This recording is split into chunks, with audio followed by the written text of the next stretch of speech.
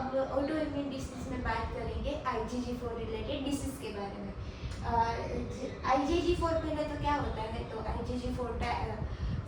IgG यानी कि immunoglobulin G है, वो 4 टाइप्स के होते हैं टोटल, 1, 2, 3 एंड 4 होता है, वो लेस देन 5 होता है, पर उसका अगर 5% से ज़्यादा एग्जिस्ट करने लगे तो उसको वो साइटोकाइन और इंटरल्यूकिन्स की वजह से तो उसको बोलते हैं, उसके रिलेटेड डिसीज को बोलते हैं IgG4 रिलेटेड डिसीज।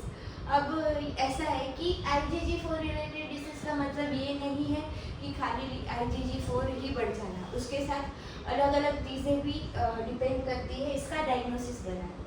पहले तो ये इसका इंट्रोडक्शन देख लेते हैं। क्रोनिक ऑटोइम्यून प्रोसेस है जिसमें इन्फ्लामेशन, फाइब्रोसिस और ऑर्गन एनलार्जमेंट होगा, ठीक है।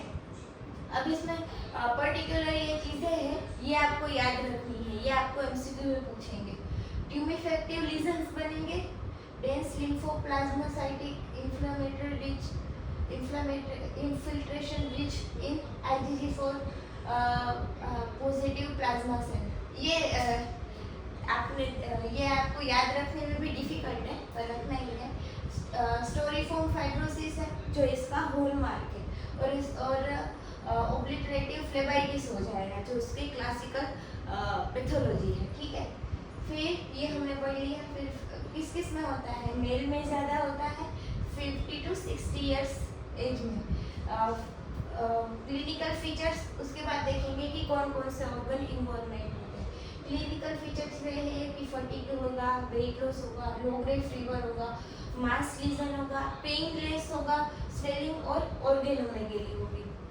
अब इसमें सबसे ज़्यादा मोस्ट कॉमन इफेक्टेड ऑर्गन है पेनक्रियास।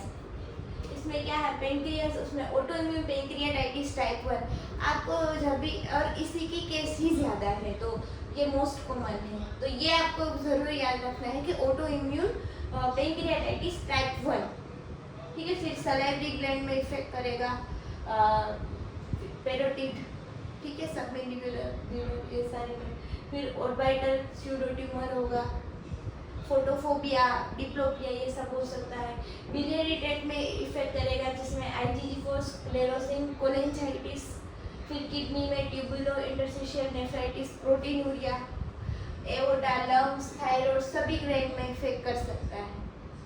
लेट डायग्नोसिस कैसे करेंगे, आपके पास अगर पेशेंट आया, अगर आपको ये सब दिखे, मेन आपको याद रखना है ऑर्गेनोमेगेली एंड पेनलेस स्वेलिंग, अगर आपको, और मास लीजन और fatigue, weight loss, low grade fever तो ऑटोइम्यून डिसीज के फीचर्स है ही, पर इसके साथ मास लीजन, ऑर्गेनोमेगेली और पेनलेस स्वेलिंग अगर आपको किसी में क्लिनिकल एग्जामिनेशन द्वारा मिले तो आपको ये सारे टेस्ट भिजवाने हैं, जिसमें ESR बढ़ा हुआ होगा, इन्फ्लेमेटरी मार्कर, इओसिनोफिलिया होगा, IgE बढ़ा हुआ होगा, और IgG4 वो भी बढ़ा हुआ होगा।